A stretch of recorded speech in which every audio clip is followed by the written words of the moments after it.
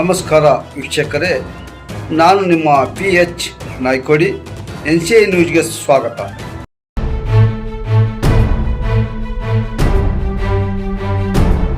ಕಕ್ಕೇರ ಪುರಸಭೆ ಅಧ್ಯಕ್ಷರಾಗಿದ್ದ ಸಣ್ಣ ಅಯ್ಯಾಳಪ್ಪ, ಉಪಾಧ್ಯಕ್ಷರಾಗಿದ್ದ ದೇವೇಂದ್ರ ದೇಸಾಯಿ ಅವರು ಕಳೆದ ತಿಂಗಳು ತಮ್ಮ ಸ್ಥಾನಗಳಿಗೆ ರಾಜೀನಾಮೆಯಿಂದ ತೆರವಾಗಿರುವ ಕಕ್ಕೇರ ಪುರಸಭೆಗೆ ಶುಕ್ರವಾರ ಅಧ್ಯಕ್ಷ ಉಪಾಧ್ಯಕ್ಷ ಚುನಾವಣೆಯಲ್ಲಿ ಚುನಾವಣಾಧಿಕಾರಿ ಸಹಾಯಕ ಆಯುಕ್ತ ಶ್ರೀಧರ ಸಮ್ಮುಖದಲ್ಲಿ ಸುರಪುರ ಮತಕ್ಷೇತ್ರದ ಜನಪ್ರಿಯ ಶಾಸಕರಾದ ಸನ್ಮಾನ್ಯ ಶ್ರೀ ರಾಜಾ ವೇಣುಗೋಪಾಲ ನಾಯಕ್ ಧಣಿಯವರ ಆದೇಶದ ಮೇರೆಗೆ ಕಾಂಗ್ರೆಸ್ ಪಕ್ಷದ ಬೆಂಬಲಿತ ಪರಮಣ್ಣ ಕಮತಗಿ ಅಧ್ಯಕ್ಷರಾಗಿ, ಜಟ್ಟೆಪ್ಪ ದಳ ಅವರು ಉಪಾಧ್ಯಕ್ಷರಾಗಿ ಅವಿರೋಧವಾಗಿ ಆಯ್ಕೆಯಾಗಿದ್ದರು.